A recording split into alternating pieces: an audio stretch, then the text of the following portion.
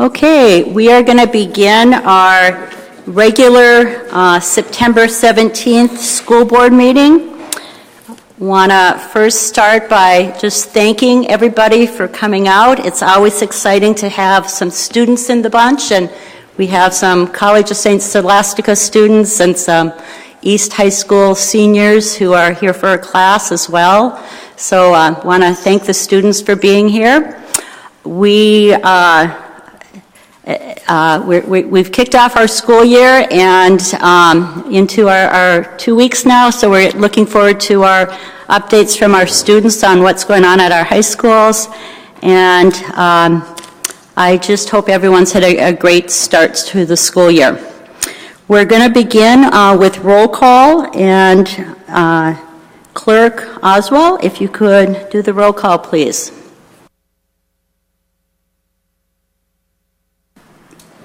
Thank you, Chair Loeffler-Kemp. Member Kirby. Here. Chair Loeffler-Kemp. Here. Member Lofald. Here. I am here. Member Sandstead. Here. Member Trink is excused. Superintendent Gronseth. Here. Assistant Superintendent Jeff Horton. Here. Deputy Clerk Erickson. Secretary Melinda Tebow. Here. Student Representative Emma Natali. Did I get that right? It was my first try. Thank you. And Student Representative Vanessa Farrow. Chair, we have a quorum with 5 members. Thank you, Member Oswald. Good job on your first task as our new clerk. The next item on our agenda is the approval of the agenda. Do I have a motion? Oh, excuse me. Yeah. The Pledge of Allegiance. Everyone please stand. I pledge allegiance to the flag of the United States of America and to the republic for which it stands, one nation, under God, indivisible, with liberty and justice for all. Thank you. I should always remember that. My son's middle name is Justice. The next item on the agenda then is approval of the agenda. Can I entertain a motion to approve tonight's agenda, please? So moved. Moved by Member Lofold. Is there a second? Second. Seconded by Member Kirby. Is there any discussion? Okay, all in favor, please say aye. Aye. Okay, motion carries 5-0 to approve the agenda. The next item then is the regular school board meeting, which was held on Tuesday, August 20th. Can I entertain a motion to move the August 20th school board meeting minutes? Moved by Member Kirby. Is there a second? Second. Seconded by Member Lofold. Is there any discussion? Okay, motion carries 5-0. Oh, excuse me.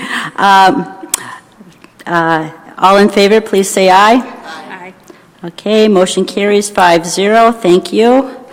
And then the next item is a special closed meeting dealing with properties on August 26th. Could I have a motion to approve those minutes, please? So approved. Moved by Member Lofold. Is there a second? Seconded by Member Kirby. Is there any discussion? Okay. All in favor, please say aye. Aye. Okay. Motion carries 5-0. And then the last minutes for the special closed meeting on September 9th. Can I entertain a motion to move those minutes? So moved. Moved by Member Lofold. Is there a second? Second. Seconded by Member Sandstead. Is there any discussion? Okay, all in favor, please say aye. Aye. Okay, motion carries 5-0. Okay, now we're moving into the school and community recognition. And so, board members, we're going to go down front. I know we took a little hiatus from that this summer. Okay.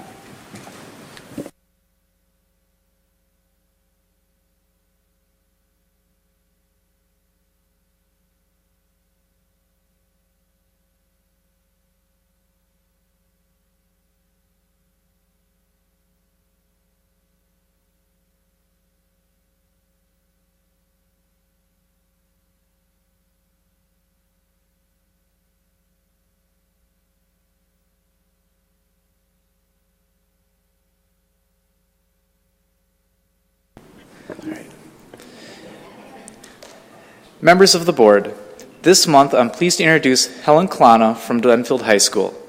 Helen has been selected to serve on the Minnesota Youth Council representing Congressional District 8.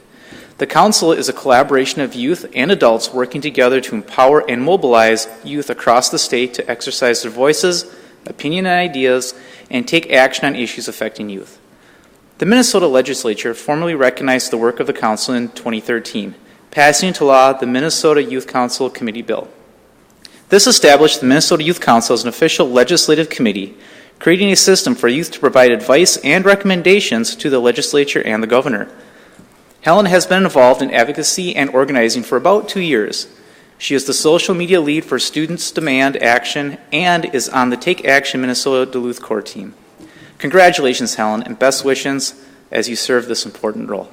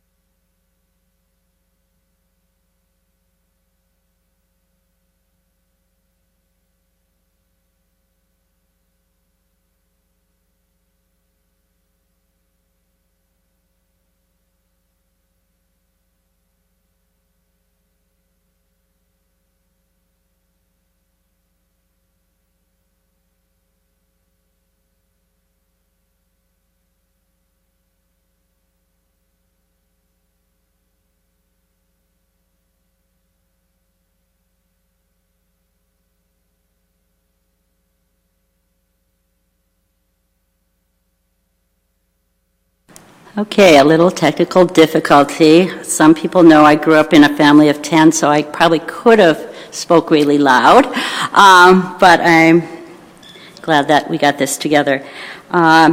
Before we jump into the audience participation, I also just wanted to, again, thank Helen for all of her work. She's helped mobilize students at both of our high schools across the city, and it's been a joy for me personally to see her grow up. She shared the same daycare with my daughter, who's a senior as well this year, so it's been fun to see Helen over the years. So we're now going to begin with audience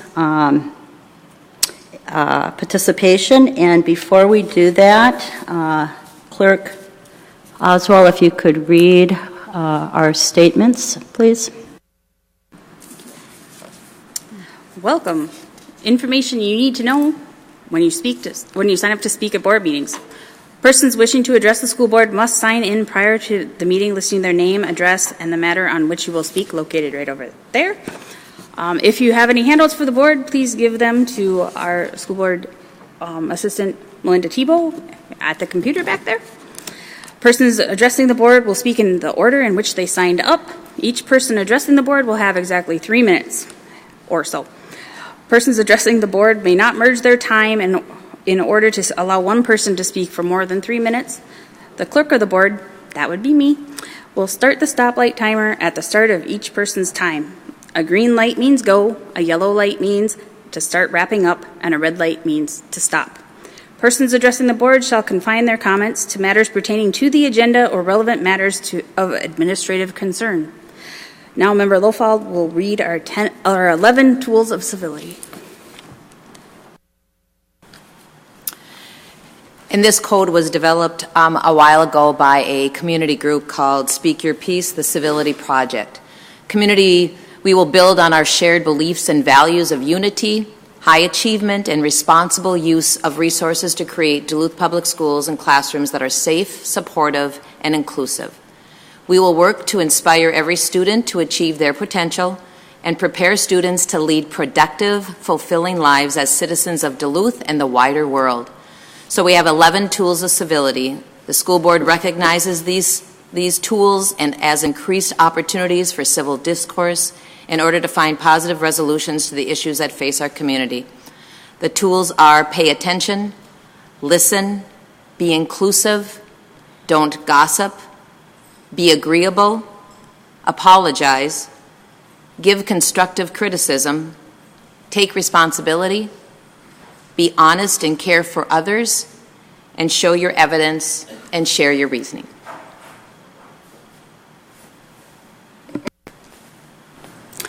Thank you, Member Lofold. And the school board adopts the civility tool every year at our organizational meeting.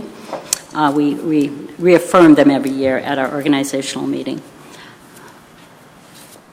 Okay, the first speaker then is Carla Harold. And Carla, you want to come on up to the podium there?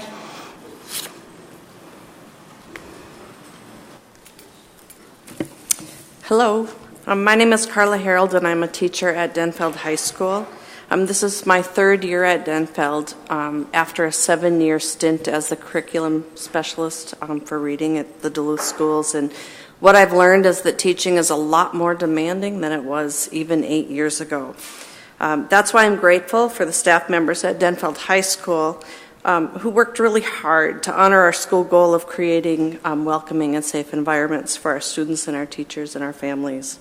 Every day, teachers work hard to create welcoming environments for students, but this summer, our Denfeld administrators, positive behavior intervention and supports team, and our continuous improvement team worked together to create a welcoming environment for students and families and staff at Denfeld High School. They planned an opening day assembly, which celebrated school spirit and provided a context for the Denfeld way of doing business. Students and staff welcomed and encouraged our student body and each other and modeled high expectations for academic and social behavior.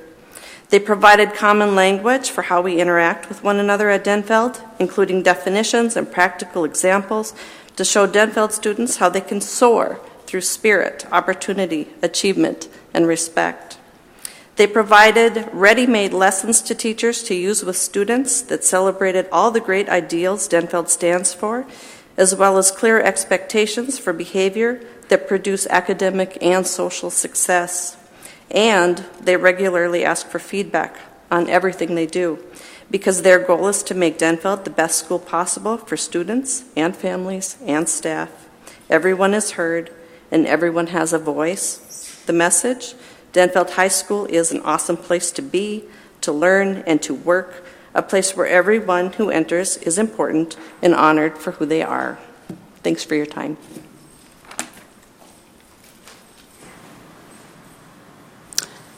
Thank you, Carla. The next speaker is Ethan Fisher. Hi, good evening. I wanted to come here this evening and just talk a little bit about what I've noticed the last couple of weeks in our district. In a time when there's been a lot of negativity in the news and circulating in the paper and on TV, I've been hit with an overwhelming number of emails and phone calls from colleagues who are in the buildings doing the hard work. And these teachers are letting me know that things are going well in the buildings. They're excited for the new year. They are reminding me to remind you when I can about the importance of why we are here doing this work and the fact that our students need to come first. Carla just mentioned how different teaching is today than it was even 10 years ago. The challenges are there. The demands are there. And we have a very seasoned staff in Duluth that rises to that challenge every day. They go to work ready to meet their students where they are, and they're excited to do the work that they do. So what I ask is that as this board undertakes the process they're involved in choosing a replacement for the school board, that they keep student-centered in that process, and they make sure that through all of that we continue to remember why we're here doing that work. And I appreciate what you do, and look forward to meeting with you. Some of you I've met with, a few I have appointments with, and others I am going to continue to reach out to try to get together. So thank you for what you do, and let's remember to continue to keep kids first. Thank you. Thank you, Ethan. The next speaker is Carl Soderberg.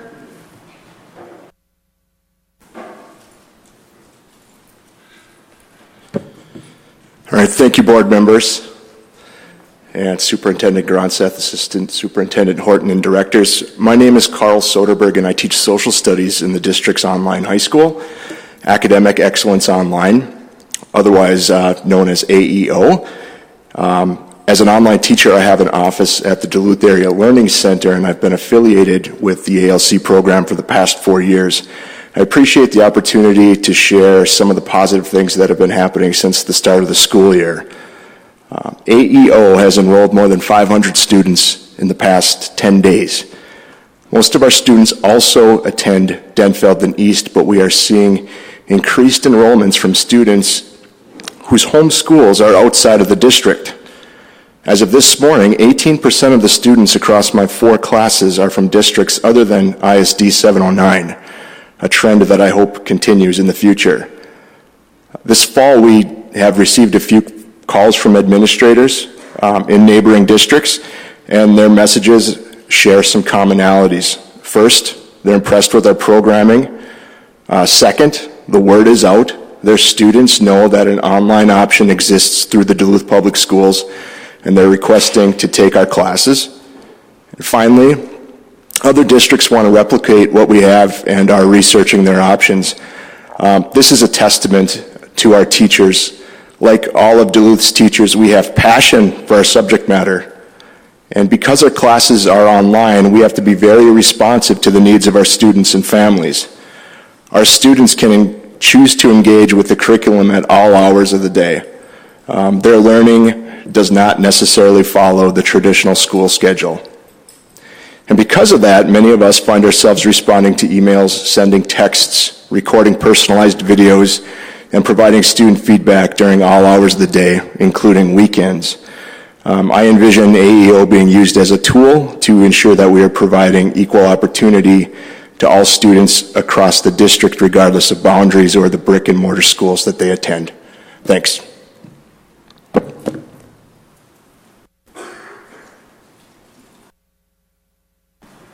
Thank you, Carl. The next speaker will be Audrey Devine Eller, please.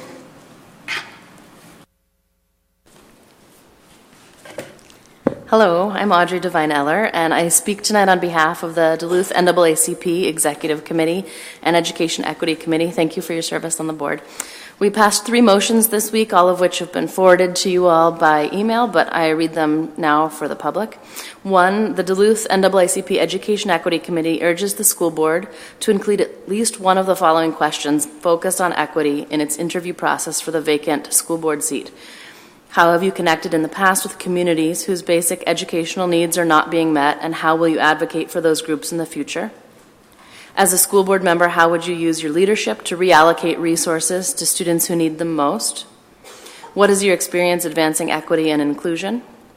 What aren't we doing enough of in the district, and what would you be willing to see us do less of in order to do that? What opportunities for equity are we not taking advantage of? Given that different groups of students have different needs, how would you decide where the money goes? Describe a time you made a difficult decision. Why did you make it, and how did you handle the outcome? What are the 3 top priorities in our district's next superintendent? The second motion, the Duluth NAACP Education Committee requests that the school board incorporate the following into the superintendent hiring process. Identify in advance and share with the community their criteria for choosing the search firm. that the search firm have demonstrated experience engaging diverse communities, that the search firm have demonstrated experience bringing forth a diverse pool of candidates, and that the search committee include members of the public in the full process. The third motion, the Duluth NAACP moves that we formally request that 2 members from the NAACP serve on any committee relevant to the hiring of ISD 709 superintendent, including but not limited to screening applications, composing of the questions, being on the interview committee, and hiring of the search firm. I'll elaborate a bit on this third one. I know that this doesn't seem like a current process, but in fact the district has a history of including community members in this way in superintendent searches. So as far as I understand it, the searches have not only included school board members, and I encourage you all to investigate the history of how previous superintendent searches have been done and to think about how community members could be included in that process. Thank you again for your service. Thank you, and Audrey, we did get the questions and have copies when we have our special meeting later. Thank you. The next speaker is Betty.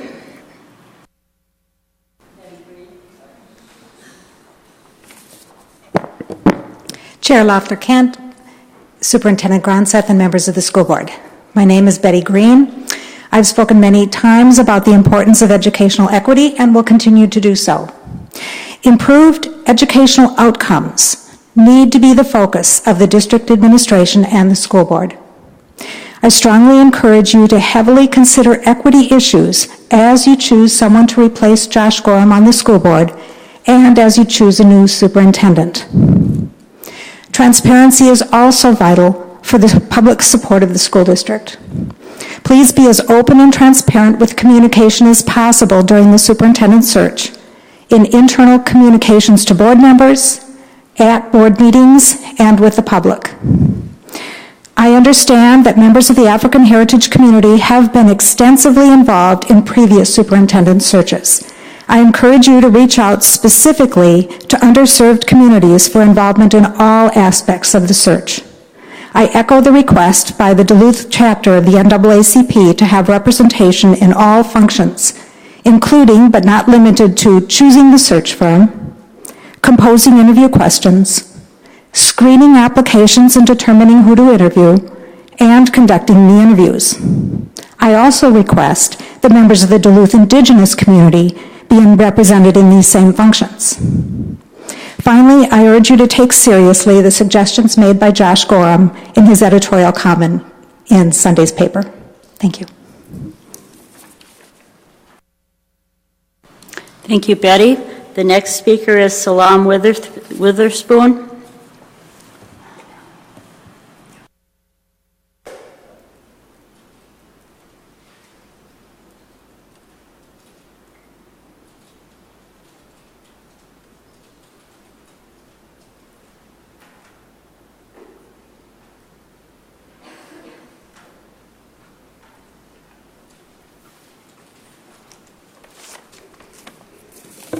Good evening, board members, superintendent. I am Salam Witherspoon, and I'm speaking on behalf of the Executive Committee of the Duluth branch of NAACP. Thank you for your service on the board. So the Duluth branch of NAACP has been contacted by Mrs. Sconiers, notifying us of her complaint against the Duluth Public School District 709, Superintendent Gronseth, and the Assistant Superintendent Horton filed in federal court on September 9th, 2019.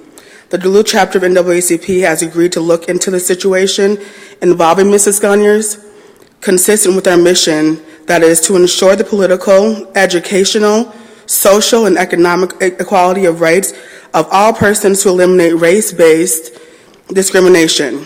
We will take action consistent with this commitment. Thank you for your time.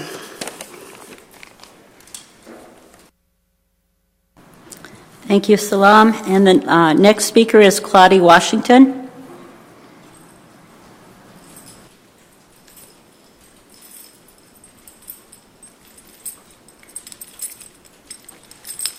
Good evening, members of the school board, superintendent, and my fellow citizen.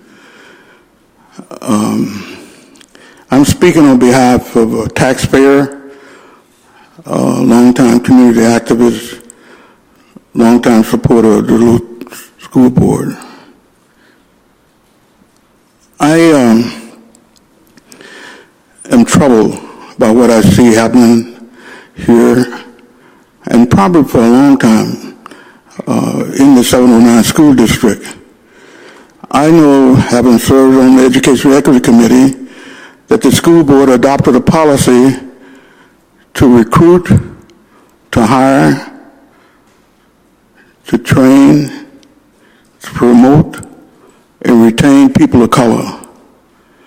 That's policy I know has been around well over 10 or 12 years.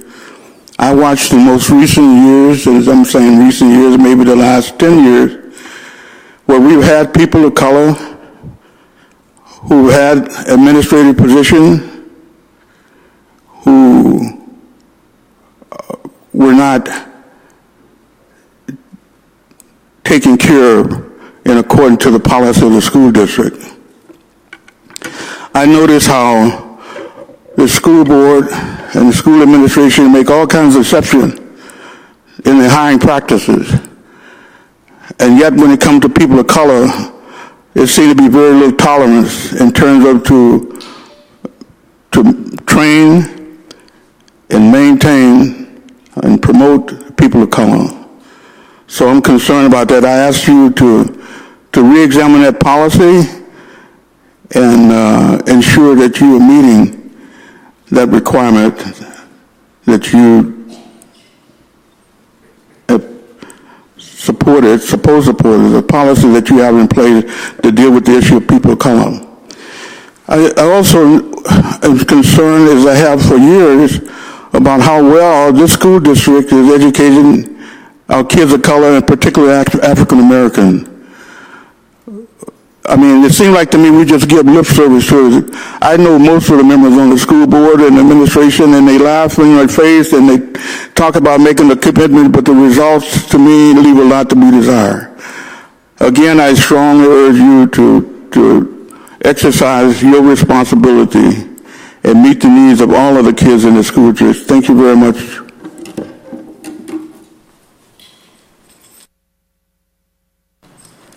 Thank you, Claudia.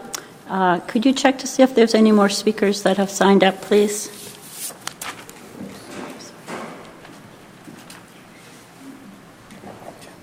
What?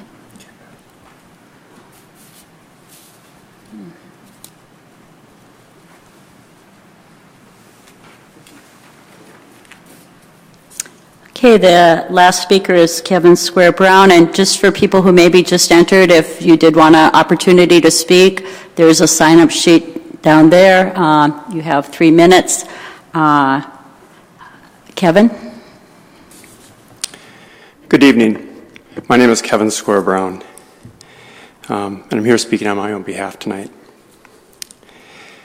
I'm disappointed, I'm angry, and I'm only cautiously hopeful. Let me explain. I'm disappointed that Principal Tanya Sconyers has been slated for termination by this district. Tanya is perhaps the ISD staff person who is perhaps most publicly associated with pushing for school equity in the school equity agenda. Tanya Sconyers and several of her staff were from the beginning closely aligned with the community school-based equity initiative. Tanya was featured in the PBS special, Our Kids, Narrowing the Achievement Gap. Tanya pushed for equity within, while those of us in the community were calling for the same changes in the local press and here in this boardroom. It takes particular courage for people within this district and with any organization to push for equity, to push for change in the status quo. I'm disappointed that in spite of that, when the board was provided with some version of information supporting Tanya's termination, they either didn't have the means or perhaps not the awareness to demand more from the administration. Were all principals scrutinized as Tanya was? What was behind spending so much time and energy building a case for her removal? What was really going on? I'm angry. I'm angry because injustice makes me angry. I'm angry because, at least for now, Power seems to be winning. Power got to frame Tanya's performance in a way that is inconsistent with how she's been seen for the previous 18 years. I'm angry because her performance was scrutinized and framed in a way that has not been done for other principals, staff, or administrators. I'm angry because injustice has real costs to the target, to our students, to other staff, and to the community. I'm also cautiously hopeful. Cautiously hopeful because other voices that are more easily believed, have named some of the dynamics that those of us in the community have been naming. There is power that is both elected and appointed that controls information and process, and does so in a way that preserves the status quo. I am cautiously hopeful because rather than leave quietly and stay silent, Ms. Sconyers has opted to tell her story, to step into the fire that is challenging the powers that would silence dissent. I am hopeful that the legal process will deliver some justice, though perhaps long after some or all of the players have moved on. I am cautiously hopeful, yet I am angry and disappointed. We as a community can do better. We must do better.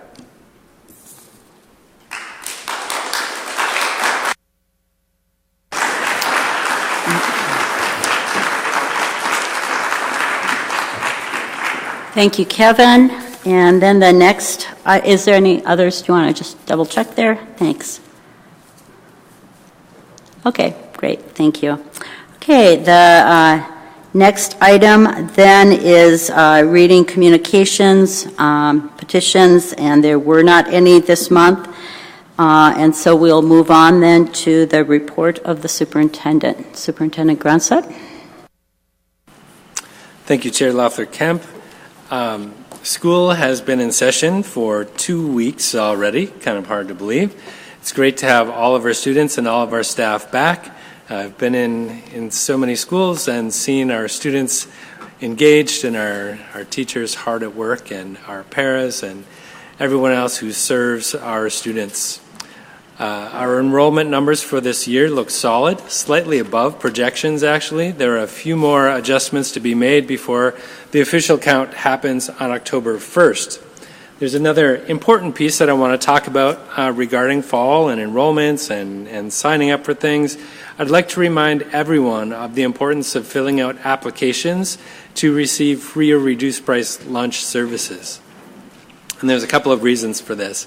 First of all, we want all of our students and families who qualify to receive these services to get them. Good nutrition is important. It's hard to learn when you've got a hungry belly. We also see quite a few overdue accounts, and if it is for financial reasons, we want to make sure that these families get the support that they need. Secondly, our district generates more funding based on the number of students who qualify for free or reduced price lunch. In addition to helping students get the food access they need, it also applies to activity fees and other charges that might be applicable. And it helps to fund extra services through other funding sources from the federal and state government. Applications are available either on the website online, or you can go to any school and get a paper application. And if you need help filling out those forms, we're more than happy to do that as well. It's really important that we get those in early in the school year so that students and families get the support that they need. We're also continuing our work with cooperative strategies to look at our school boundaries. The first phase will begin in a few weeks with 60 to 70 people coming together. The group will include principals, teachers, parents, and community members. This group will be working with some specialized software and creating options as starting points for our discussions. They'll be coming together at 3 different times with about 20 to 25 people at each session.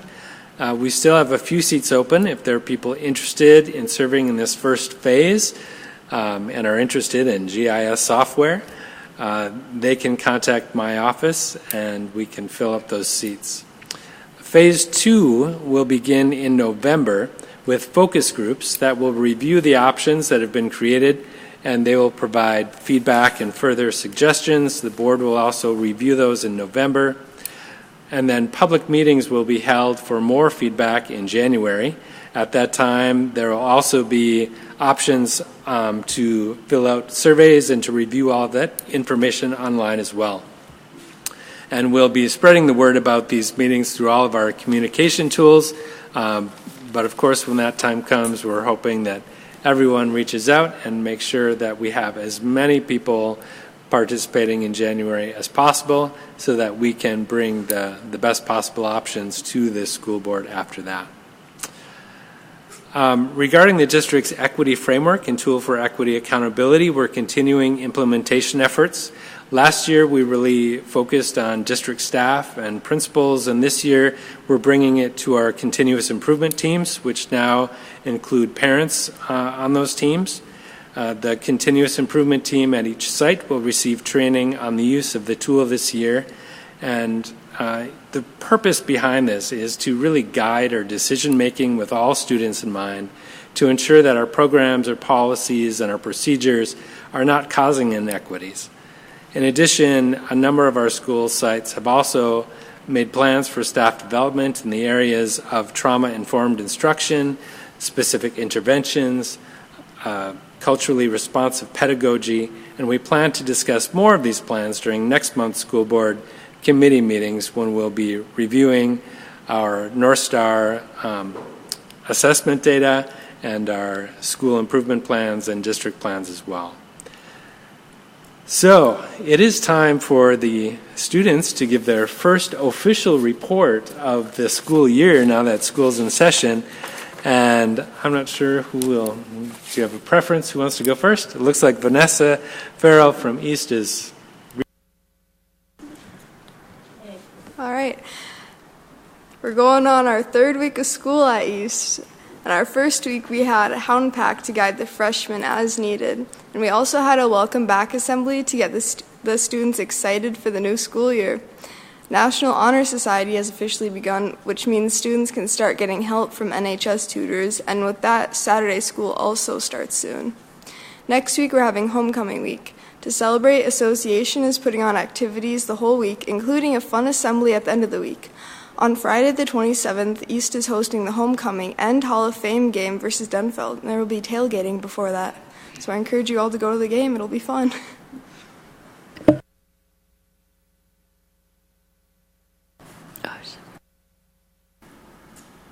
Okay.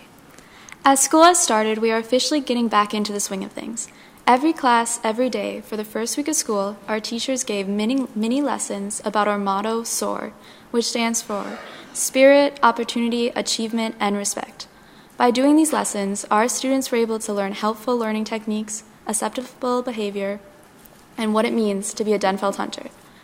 Link Crew and staff organized a first day assembly to give the new students an idea of what our school is all about. We also recently had a high day assembly, a Denfeld tradition, where the freshmen are introduced to the school and get an idea of school spirit. For the high day assembly, the student government and admin helped distribute Denfeld t-shirts to every student in the school. On the day of the assembly, we all wore our t-shirts, showing unity and connection between all the students, making every student feel included. Our student government is busily working on our homecoming week, which will be next week, the first week of October. And all the students are anxiously awaiting PSS being finished and can't wait to have home games back on our home fields. Denfeld students will be all over the community for the next few weeks, volunteering for all sorts of extracurriculars, so we hope to see you out in the community.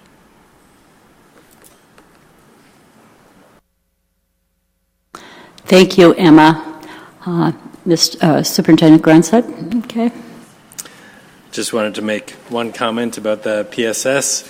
As you know, we've had a lot of rain that's put a damper on the construction on PSS. I know that they've been working into the night. I think that they worked until about 2 in the morning last night, and they're hoping to get that project wrapped up. Okay, great. Thank you again, students, and we look forward to your updates throughout the year and I know many of us as board members, we get lots of invites out to a variety of activities at all of our schools, and I know we all try to get out to as many as we can between our work or our own family schedule, but keep inviting us, keep reporting on activities that are happening, and thank you again, and we wish you both a great start to your school years as well. I know you're both involved with a lot of things, so thank you. Okay. The next item then on our agenda is meetings, and I just, we get updates as a board every week from Melinda with meetings that are scheduled, and we get them planned out a couple months in advance, and every time there's a change, it gets up as well. So we appreciate there's getting this on a regular basis, Melinda. So just want to remind people tonight, following this meeting, we will be having a special school board meeting to continue to go over our process for our school board vacancy. And then just want to remind folks that on Monday, September 30th, we also will have another special school board meeting, and that is where we will be doing interviews of the school board vacancy, and that'll be held here as well at 6 o'clock. And we'll be talking more about that tonight. And then at this point in October, we just have our regular meetings, and our offices will be closed doing MEA as well, and so that's on the schedule. So that's some of the upcoming meetings, and we will now move into the report of our standing committees. And Member Lofold, if you could report on the Education Committee that was held last week. Thank you.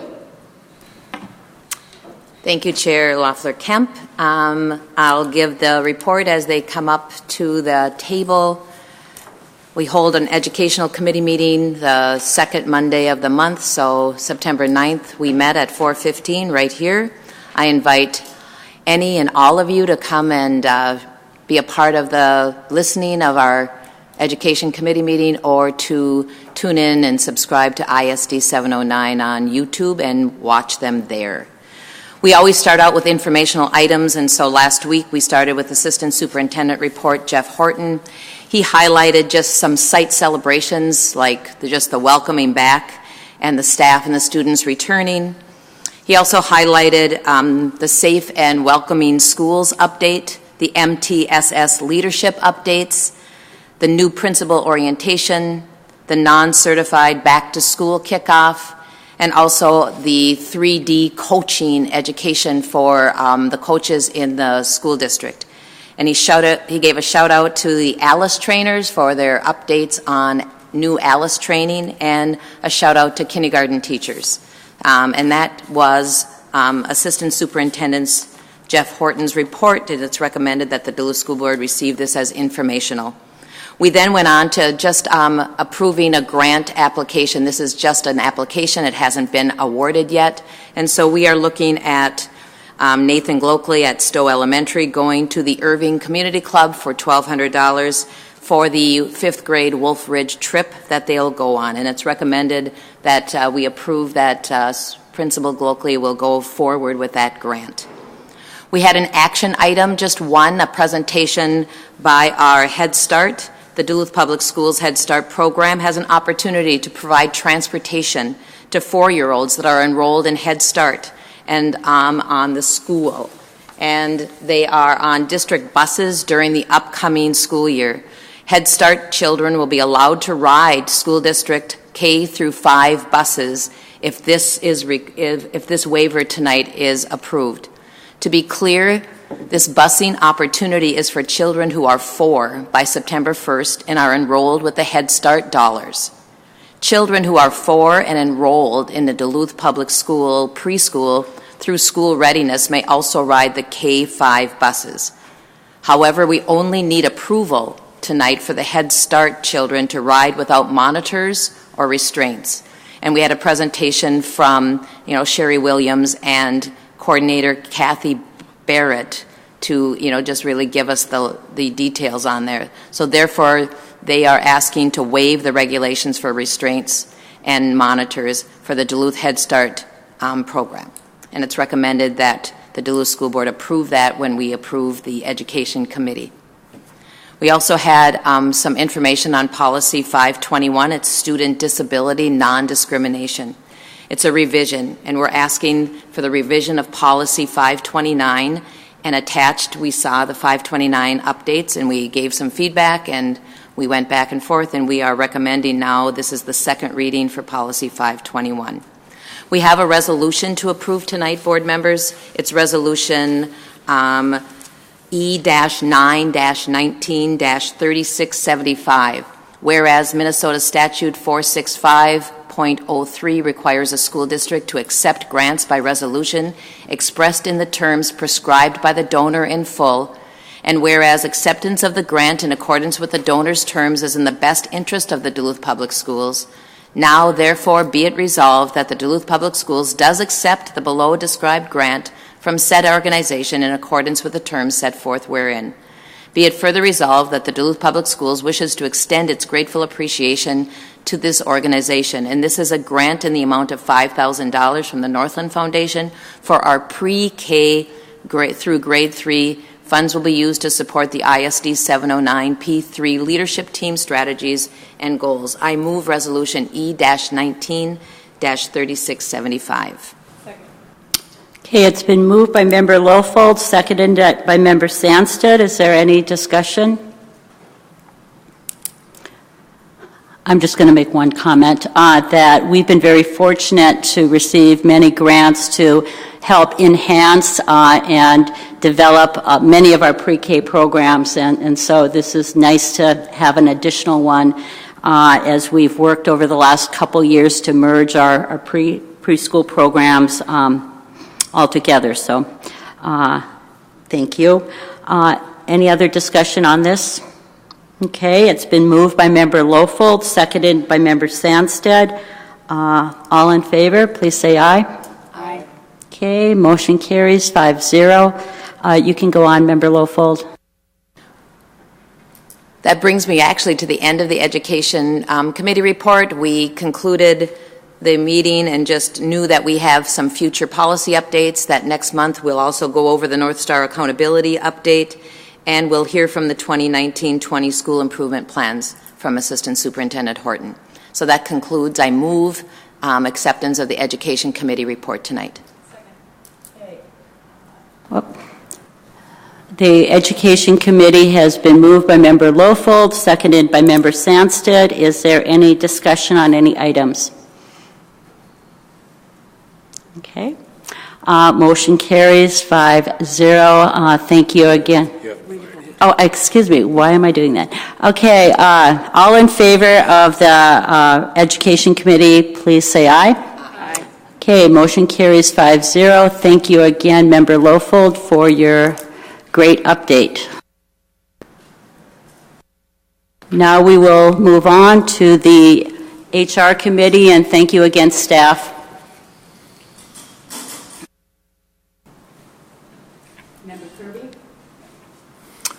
Thank you. Actually, our HR committee was longer than the education, I think. So my report may be a bit longer. We had our meeting on September 10th, and the staffing report was given, and I'll just mention two items from that. There was a discussion spirited around the question of school board member involvement in district hiring for personnel other than the superintendent position, including building principals. And we had a good discussion. I did provide to the board an article from the Minnesota School Board Association, which reviewed this very topic. And this article at least pointed out that the nationally recognized best practice is that school board members do not participate in interview or the recommending process for anybody but the superintendent. There are questions they can ask, like have the established hiring practices been followed, and should be. But we had a good discussion around that. Secondly was a question that I had asked really about bus driver availability, because throughout the state, especially in rural areas, there is difficulty getting school board, or bus drivers. And it was pointed out that ISD 709 offers paid training and help with obtaining licenses for people who wish to drive a school bus, and I think this should be known to people out there. We moved on. We had a placeholder, a resolution for employment of a school board member by the district, but all members have to be present to pass this, and so that resolution will be deferred yet again. We had two policies, or we have two policies for second reading, Policy 102, Equal Educational Opportunity, and Policy 402, Disability Non-Discrimination Policy. A lot of the additions or changes to these were made following the advice of and compatibility with the U.S. Department of Education, Office of Civil Rights, and the Minnesota Department of Human Rights. There will be a hyperlink to our Policy 103, which is complaint and grievance procedures, which might apply to these other policies. So those are for the second reading, and we discussed those. There really wasn't a lot of discussion. Then we moved on to informational items, which was the superintendent search update. There was a spirited discussion involving this, and I would advise people, if they're really interested, you can watch this on YouTube, PAC TV, it's YouTube. It's available for viewing for those interested. I did review it, as well as the previous month's HR committee meeting and the school board meeting. I'll just review that very briefly. At the August HR committee meeting, we reviewed the training from the School Board Association that we went through, and the question of an internal versus an outside consultant to conduct our search was our first decision point. And there was consensus at that meeting that we go with an outside consultant. After discussion by the members present, after reviewing this meeting, there was consensus of all those present to have the HR department send out requests for proposals. And then at the August school board meeting, we again reviewed that and noted that the board had directed administration to send out these proposals and to expect them back by the end of September. Excuse me. We expected to receive maybe 5 or 6, hopefully more, and then the school board would review these in a special meeting. Thanks. On our meeting on September 10th, we learned that requests for proposals had been sent out to 7 organizations in Minnesota, Iowa, Nebraska, and Illinois, and that these were due back by the 24th of this month. The school board can review the entire package, what they send back, but HR will provide us with a summary, which is essentially bringing the cost considerations into focus, since they tend to, we're told, put their costs in different forms, and so to get the overall total cost, we would have that. But we'd have all of that. The RFPs and search firms are public and available to everyone at this time. We reviewed a timetable that is somewhat still flexible. We feel those RFPs, the proposals, should be back by the 24th of September. From the 24th of September through October 7th, they would be available for the board to review individually. And then at the October 8th HR committee, we would hope to come to a consensus in choosing perhaps 2 of them to bring in for individual interviews. How and when this happens is a little bit up in the air, because having them come in and arranging everybody's schedules, including theirs, might be difficult. But it's a flexible timeline. We did come to a consensus that we should try to make a firm decision on the final search firm sometime in the month of October. The board would then work with this firm that was selected on the details of the search process, which would include community engagement, further timelines, and all of the details. The devil is in the details, as they say. So that was quite a long meeting for HR, at least, and I think we all learned a lot from that. Then we moved to our, what seems like a never-ending item of nepotism. We were given some more information, the Minneapolis Public Schools and St. Louis County policies on nepotism, but given all the other things that we have in the time, that's deferred for yet another meeting.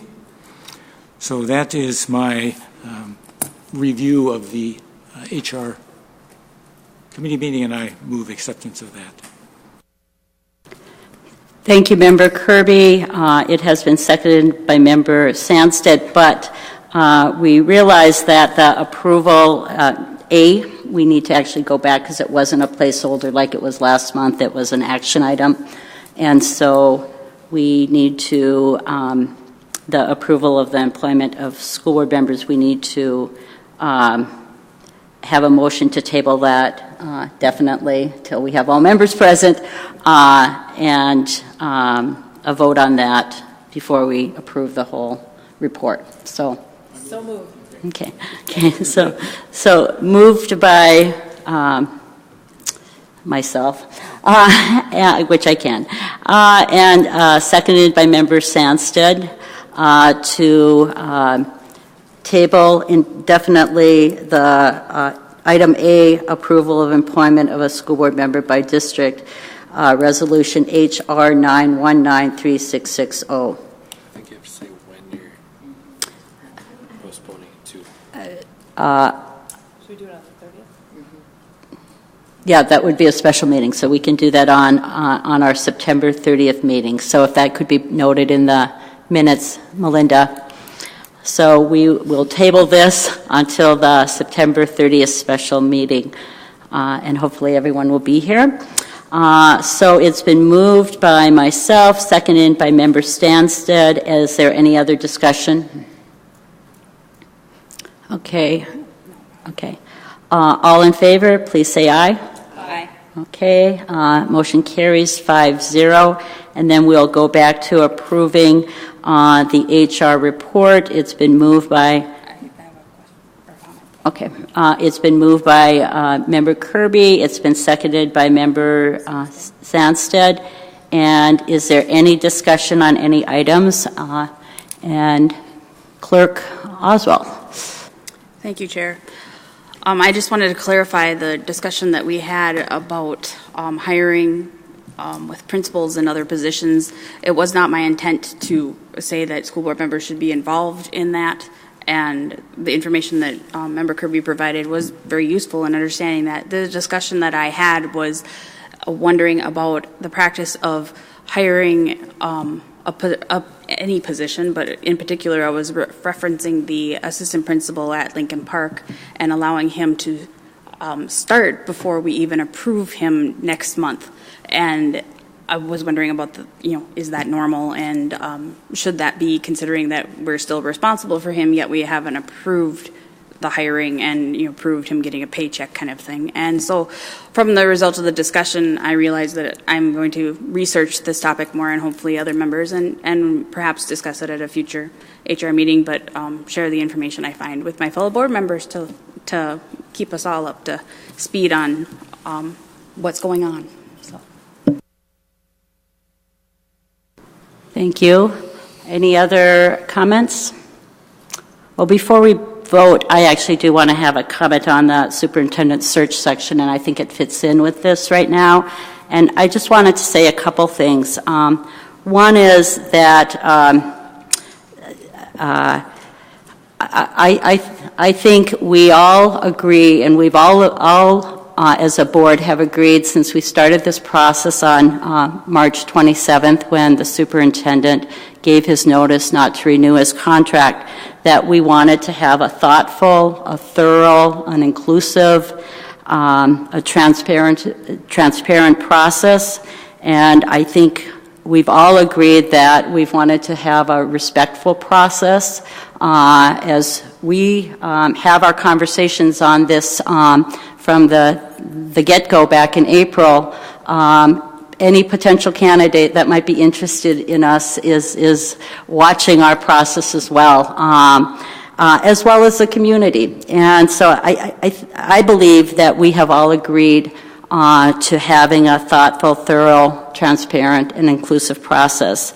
And I hope that we all can agree that we're working in good faith with our staff, particularly our HR director and our communications director. Back when we did the training on July 22nd, those were two key people that were at the training that we had by the School Board Association and talked about the importance of the work that we will be doing with them. And in reflecting a lot on this whole process since April, you know, I know that we are a board that are a young board in many ways. I'll say young, I'll take that. But we're young in that we haven't been through this process before as board members. Some of us maybe have been involved as community activists and community members in other searches here in the district. But we have a lot to learn from each other and a lot to learn from our association, the Minnesota School Board Association, that is helping guide this process as well.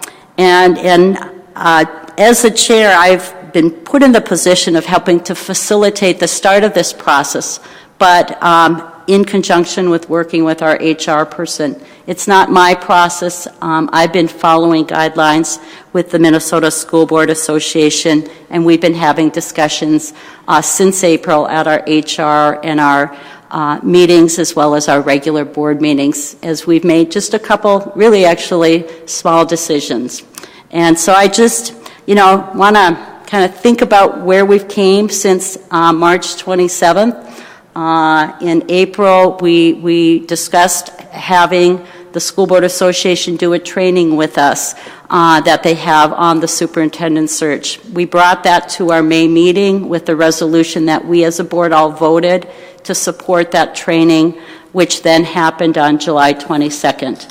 And from that training, then the next step that was very clear at that training is that we make a decision as a board if we're going to do this internally, if we're going to do it with an outside consultant, or a combination of that process. And we made a decision through discussion at our August HR meeting that Member Kirby talked about, and then we made a vote at our August 20th meeting to give direction to Tim Swirsky, our HR director, to move forward with the RFP process.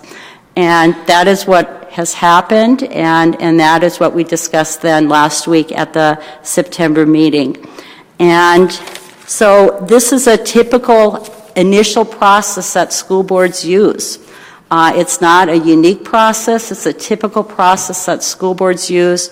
And particularly for large school districts that rely on our HR staff and use outside consultants to help us move through the process. And I know we've heard from the community that you want to make sure there's community input, and we all want community input. And there's processes that we've used in the past, and Tim has addressed us at committee meetings to go over that background on what we've done in the past. The last superintendent search was in 2010 to 2011. And so we expect to have a thoughtful community process. I was a part of community processes in the past as well. And I think there's, again, agreement on all of us on the board for that. So just in wrapping up, I just really kind of wanted to share a little bit of where we've came and what I'm hopeful for as we continue with this process in the next month, and that I'm hopeful that we can just work in good faith together to continue to move it with guidance from our school board association and with conversation with each other in our committees like our HR and our business. And so I encourage people to go to our meetings all the way since April, where we started this process. And we kind of joke about it now that we're thankful to the superintendent for giving us the gift of time to allow us to have this thoughtful process. I just wanted to add to that. And thank you again for your interest in helping us choose and do a very important job that we have as school board members picking a new superintendent. So the HR committee has been moved by Member Kirby, seconded by Member Sandsted. Is there any further discussion? Okay, all in favor of passing the HR committee, please say aye. Aye. Okay, motion carries 5-0. Thank you. We now will move on to the business committee, and our chair of the business committee is Member Trinka, and she is out. So the second person on that committee is Member Oswald, so she'll be doing the report. Are you ready? Okay. Okay, and then thank you, staff, again.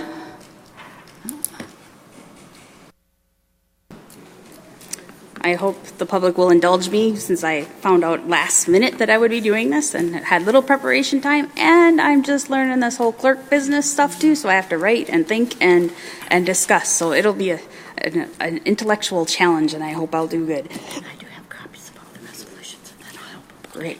Thank you. And so to start off with, we went over our financials, and we were all eagerly anticipating round 2 of our Levy 101 discussion by our fantastic CFO Erickson. And she did an amazing job yet again, and I actually remember some things this time around, and that just proves repetition, will get it in your head eventually. And it wasn't just the same things either, but I can't say how much I appreciate it, and I believe the rest of the board does, and look forward to whatever topic comes after Levy 101. I don't know if there's a part 3 or maybe a part 3, she says. Okay, well, don't everybody sit on pins and needles for that conversation, but we are ready to go after that. And we got to talk about all sorts of things related to levy stuff, and we'll talk more about that in a little bit. We're moving on to bids and RFPs and quotes, where we talked about the COPS grant that we received with the City of Duluth Police Department, and they're working with us, and we're finally able to start spending that money to upgrade our entrances and safety and security processes with, I believe it's 12 schools, I think. And because Denfeld and Rockridge are covered under a separate grant that we got from the state of Minnesota and MDE regarding school safety. So this way we're able to cover all of our schools and make it a better place for our students to be. We did not have any RFPs, quotes, or policies or regulations. Well, I'm sure we have them, but we didn't talk about them. And we will probably have some next month if you're sad now. Contracts, we had a contract from MRJ Consultants, which is to provide a proposal for providing professional exterior building enclosure consulting services. That's interesting. But it's tuck pointing and window replacement at Congdon, so that's kind of fancy sounding. So we have that contract, which is estimated not to exceed fees of $60,400.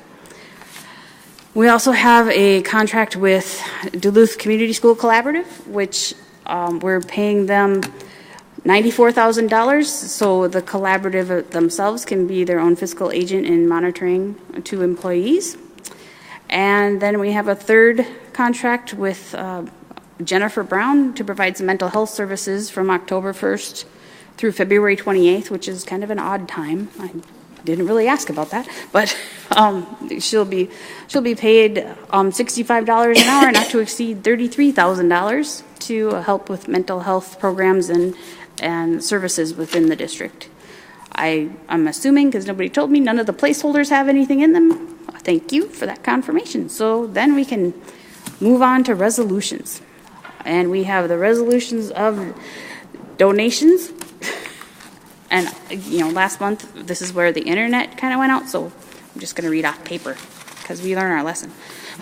I move Resolution B-9-19-3676, acceptance of donations to Duluth Public Schools, whereas Minnesota Statute 465.03 requires the school district to accept donations by resolution expressed in terms prescribed by the donor in full, and whereas acceptance of the donations in accordance with the donor's terms is in the best interest of Duluth Public Schools, now therefore be it resolved that Duluth Public Schools does accept the below described donations from said organizations in accordance with the terms set forth herein. Be it further resolved that the Duluth Public Schools wishes to extend its grateful appreciation to those various individuals and organizations, which include donors of all varieties, people, and organizations, including the Lions Club and Central Cross Country Skiing and Medica, and they are all benefiting Denfeld, Head Start, Lincoln Park, Lowell, Myers-Wilkins, and some district-wide money. So I move Resolution B-9-19-3676. Okay, great. It's been moved by Member Oswald, seconded by Member Lofold. Is there any discussion? Okay. Just thank you again for all those donations. All in favor of Resolution B-919-3676, please say aye. Aye. Okay, motion carries 5-0. You can go on, Member Oswald. Thank you. The next resolution we have is the resolution to authorize a bank account signer. Yay! For East High School. So moving Resolution B-9-19-3677, authorized bank account signer, September 2019, resolved by the School Board of Independent School District Number 709, St. Louis County, Minnesota, that it hereby authorizes the following, adding an authorized signer, Alyssa Thompson, for East High School. So I move Resolution B-9-19-3677. Second. Okay, it's been moved by Member Oswald, seconded by Member Sandstead. Is there any discussion? Okay, all in favor, please say aye. Aye. Okay, motion carries 5-0. The next resolution, Member Oswald. The next resolution is a little bit, well, I should say it needs a little explaining. So I'll read the resolution and then have our CFO Erickson discuss the maximum levy certification resolution so we all can understand. I know, I'm sorry. Resolution B-9-19-3678. The resolution for maximum levy certification, whereas the School Board of Independent School District Number 709, St. Louis County, Minnesota, will hold a regular school board meeting on December 19th, 2019. December 17th, 2019, at 6:30 p.m. sharp in the boardroom of the historic Old Central High School, and will receive input from the public on the proposed certified levy for 2019 payable in 2020. Therefore, be it resolved that the school board propose the ceiling for the tax levy for Independent School District Number 709 for 2019, payable in 2020 at the maximum amount. I move Resolution B-9-19-3678, and CFO Erickson can talk after we second it. Second. Thank you. Okay, it's been moved by Member Oswald, seconded by Member Sandstead, and we'll call on our CFO to talk a little bit more about that. Thank you. Board members, the levy certification process started in July with the district submitting information to the Department of Education. The Department of Education also adding content to our levy limitation certification. The first run of the levy came out on September 6th. And the process that you're going through tonight is to allow both the district and the Department of Education to continue making edits and changes to the levy certification process that will be finalized on September 30th. So because school board meetings throughout the state and at different school districts happen at different times, the maximum classification allows that amount to continue to change. The department oftentimes is continuing to do calculations. The district may do slight adjustments on pupil counts or pupil estimates for fiscal year 21, which this levy is for. And then that gives us an opportunity to adjust either up or down. Once the certification is done on September 30th, that creates that ceiling, whatever that dollar amount is. And then unless there is a authorized increase, the levy cannot go up after September 30th. So at this point, as of today, actually as of this afternoon, we are at a less than 1% increase. We had some changes in our long-term facilities maintenance since yesterday when we looked at the levy certification yesterday. There is a lot of adjustments that are continuing to happen as we turn in data to the department. So we expect that we may see some other minor adjustments as well. But right now we are almost at basically a stable levy compared to where we were last year. So that by you approving maximum, we'll continue to monitor that all the way till September 30th. If there are any material changes, we'll be sure to let you know. And be happy to entertain any questions. Okay, thank you, Ms. Erickson. Is there any questions? Any discussion? Okay. A motion has been made by Member Oswald, seconded by Member Sandsted to pass Resolution B9193678. All in favor, please say aye. Aye. Okay, motion carries 5-0. And thank you. Or just a reminder again, that date that's open to the public to come to our levy informational session is December 17th at 2019 at 6:30, and I know I went to one back in 1994 when I was a new parent in the district, and I learned a lot. So I would recommend people, if you want to learn more about how our finances work in that sense, to come. Member Oswald, you can continue with the next resolution. Thank you. And I would just like to add a comment that if anyone has any questions about the levy conversation we had, it is available on YouTube from our committee meeting, and that's probably why we don't have a lot of questions here, because we discussed it thoroughly last week. Moving on, we have a resolution to approve election judges and polling sites for our school district election to be held November 5th of 2019. I hope everyone will go vote.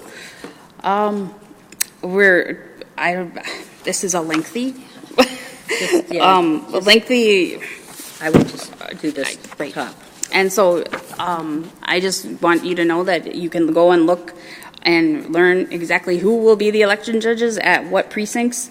If you look this resolution up online, I can't possibly read all of their names.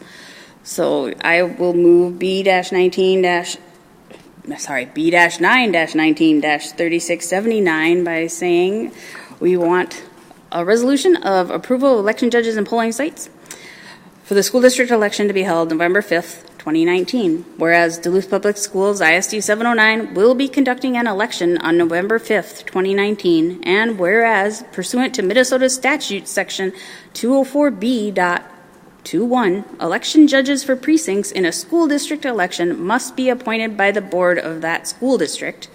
And whereas persons selected to serve meet all of the requirements of Minnesota statute and county administrative policy and have been trained and certified pursuant to law.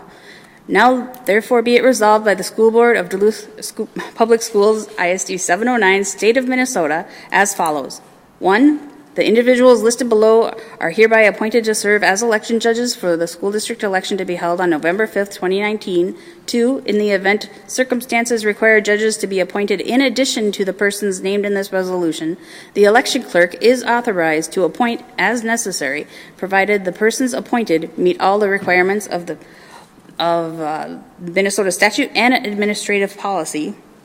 And be it further resolved that the polling places and election judges designated by the City Council of the City of Duluth, copies of which are in this resolution, are hereby adopted and appointed to polling places and judges for the school district election precincts within the City of Duluth, with the exception of Precinct 31, which lies within the Proctor School District.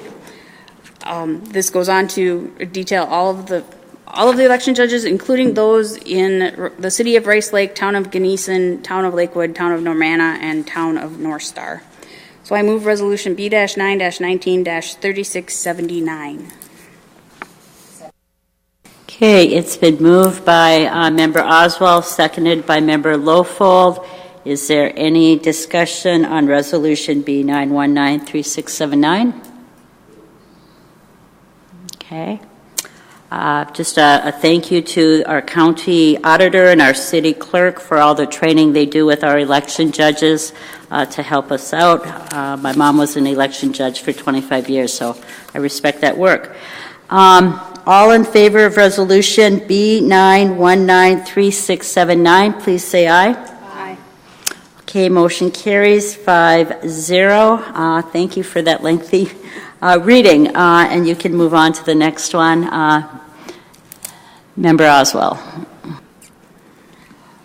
Before I read the resolution, I think CFO Erickson would be best to explain what this is. It's a resolution declining the grant of an abatement, and so I would appreciate your consent. I think we want to move it, and then we'll, in discussion, she can explain it. I think that's the correct process, right? Yeah. Okay. Yeah, so. Sure. Okay.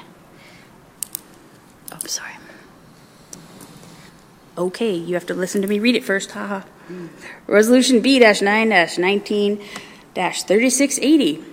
A resolution declining the grant of an abatement. Whereas on September 6, 2019, Independent School District 709, the district, received a written request from the City of Duluth to participate in the grant of an abatement of property taxes for a residential rental property to be located at the corner of Lake Avenue and First Street in downtown Duluth. The project, on property legally described as lots 1 and 3, Duluth proper, 1st Division, East 1st Street, St. Louis County, Minnesota. And whereas the district has determined that it is not in its best interest to grant an abatement of property taxes for the project. Now, therefore, be it resolved that the district hereby declines to grant an abatement of property taxes on the parcels relating to the project. So I move resolution B-9-19-3680. Second. Okay, it's been moved by Member Oswald, seconded by Member Sandstead. We'll open it up for discussion, but we'll first have CFO Erickson talk a little bit about it for us.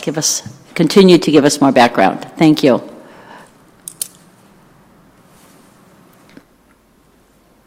Thank you, Chair Loeffler-Kemp. We had been contacted by the City of Duluth, the Housing Department. This was a request by the city for us to decline the abatement process. This process allows the city to find the way for them to be able to fund this project, and we are just accepting their request to decline this opportunity, which allows the project to become feasible for the City of Duluth and the project. So this was their project, this was their request. This does not affect the school district, it does not affect our taxes. So we can choose to participate in by declining, and that allows their project to move forward, and be happy to answer any questions.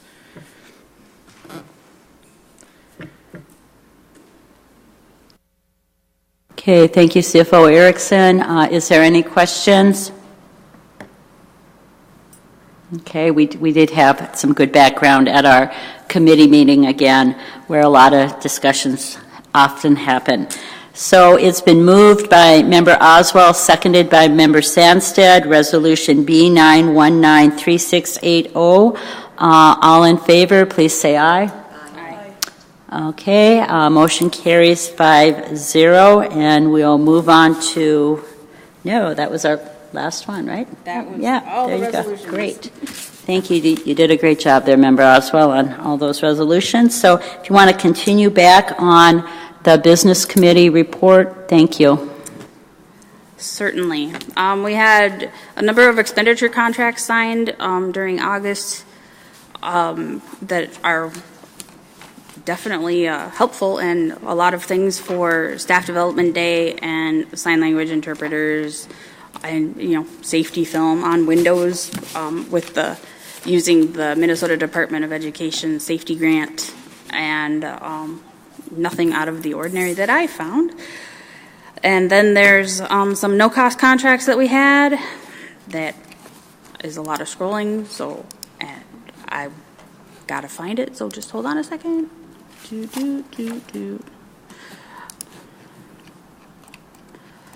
This is where long board works really come in to play, because I got logged out of my board book, so I could just click that link, but that's not going to work either. So anyway, we had no-cost contracts, and we always have revenue contracts, and that would be. Just look at it. Yep. Thank you, Chair Lafler-Kim. Oh, okay. So that we have memorandums of understanding for classrooms, and clarification for volunteers, and that's a very long contract. Some pretty graphics in there if you ever want to look at that. We have an agreement with the Region 7 AA to use our facilities for contests to help out our sports teams and regional sports teams that would like to use it during playoff time. We have an agreement with between the St. Louis County Public Health and the Duluth School District.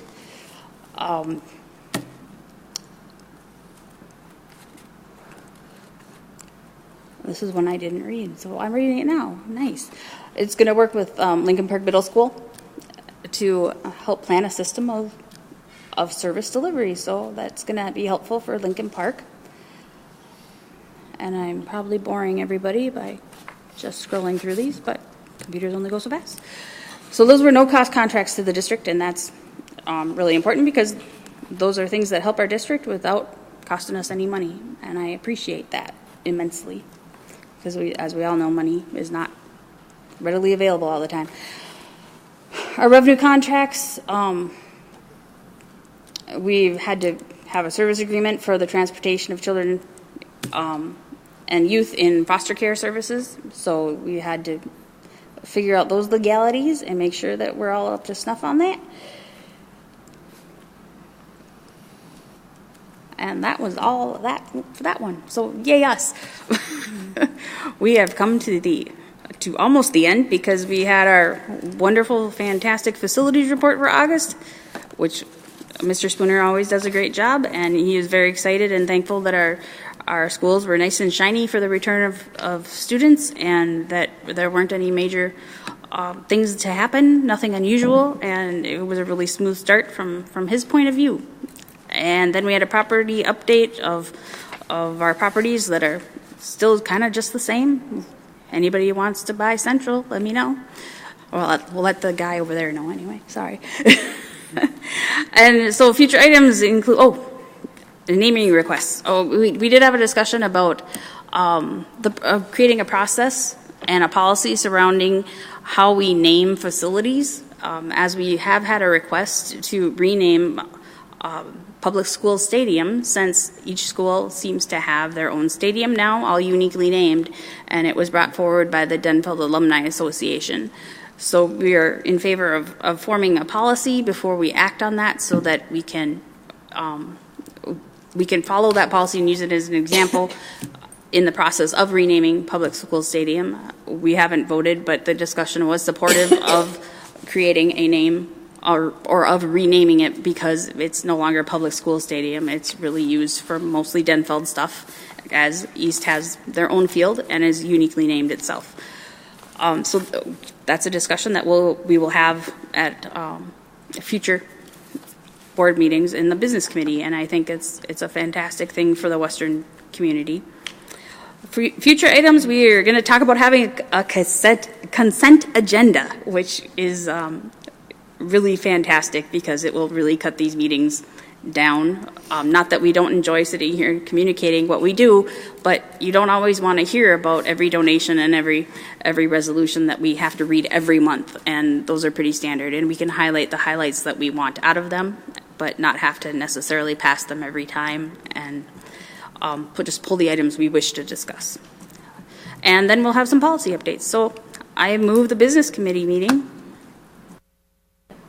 Okay, the business committee has moved by Member Oswald, seconded by Member Sandsted. Is there any items people want to talk about?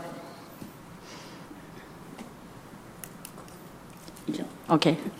I'm looking to see if there's more, because I usually go down the list then. Which item is that, Jill? Which number? I'd like to pull 7F. Okay. 7F. Okay, great. Thank you. That was one I was going to pull too. So I'll let you start there.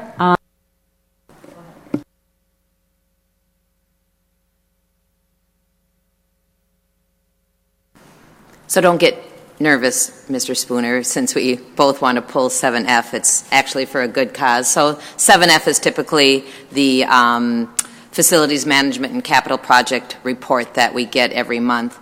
And I just pulled it because the board got this incredibly wonderful email from a woman named Laura Clefman. And she is an occupational therapist at Lincoln Park Middle School, and it's her first year there. And she sent an email to the board just praising the start of the year and being new on staff and feeling very welcomed, and felt that she had everything that she needed. And she particularly did a shout out to the SPED programming going on in the facilities. I don't think I sent her back an email that said the other person you need to send this to is Mr. Spooner, because in the summer work that they did do an update and complete a new Lincoln Park Middle School bathroom shower facility to facilitate needs of incoming students in the special education program. So I just wanted to highlight that. We all got the email. She was very appreciative on many levels of things going on well at Lincoln Park Middle School. So thanks, David, for shining the light. Okay, thank you, Member Lofold. That was actually one of the things I was going to say, so thank you for saying it so well about the email we had received from the Lincoln Park Middle School teachers. So thank you. I also, though, wanted to just point out that there, as part of David Spooner's report, he highlighted the work that's currently occurring with MDE Safe Schools grants at Denfeld and Rockridge, and so we got some updates on that. And then also under the building operations, we've been getting updates on the ALICE training that we're doing as a district, and I particularly liked hearing about how we had staff who have been trained on this that are training other staff on it, and kind of the train-the-trainer model. And so just appreciate all the work that's gone in the last short couple years that we've moved towards the ALICE training. And then the last thing I was just going to recognize that we recognized at the committee meeting the great work again that our custodial staff has done all summer long, as well as getting our schools ready for this year. And we applauded a couple of our custodial staff were at that meeting as well. But just again, we can't say thank you enough to our schools being ready for the year, and we thank you on that. So any other items you wanted to pull under the business committee? Okay, so the business committee has been moved by Member Oswald, seconded by Member Sandsted. All in favor, please say aye. Aye. Okay, it has been approved 5-0, and thank you, Member Oswald, for jumping in last minute to do that report. That's hard to do. I know some of us have been there before, so thank you. We do not have any special resolutions. Is there anything else? Otherwise, I would entertain a motion to adjourn.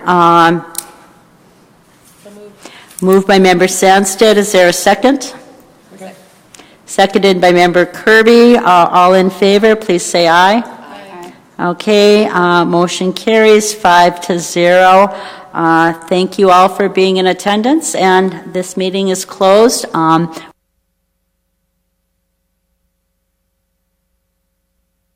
We'll take about